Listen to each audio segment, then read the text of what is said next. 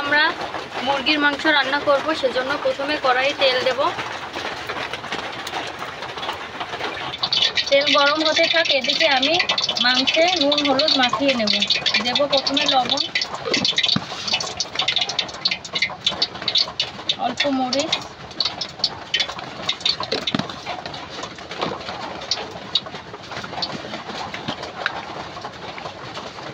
হলুদ, ধনিয়া গুঁড়ো ভালো করে মিশিয়ে নেব।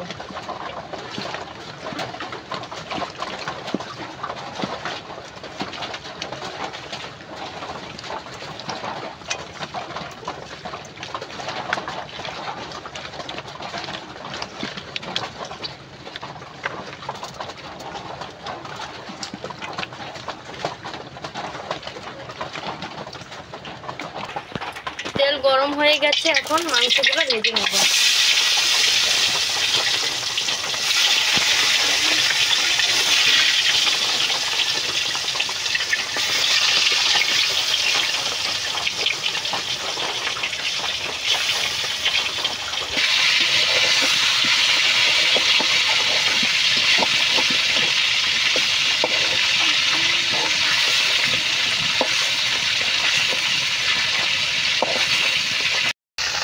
মুরগির মাংস ভাজা হয়ে গেছে, এখন ওই তেলের ভিতরে অল্প পানি দিয়েছি, মশলা দিয়ে দেবো।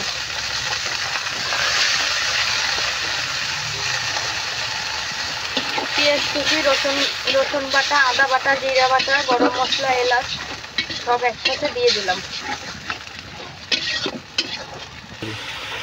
অল্প তেল দেব। এখন শুকনো মশলা দিয়ে দেব, লবণ, হলুদ, মরিচের গুঁড়া, অল্প একটু ধনিয়া গুঁড়া। ভালো মতো মশলাটা কষিয়ে নেব। মশলা ভালো মতো কষানো হয়ে গেছে। এখন ভেজে রাখা আলু আর মুরগির মাংস দিয়ে দেব।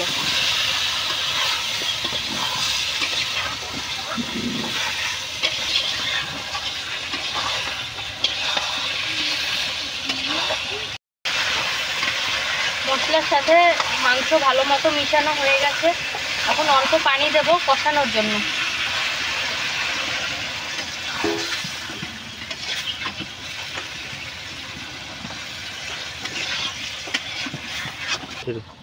এখন ঢাকনা দিয়ে কষাবো।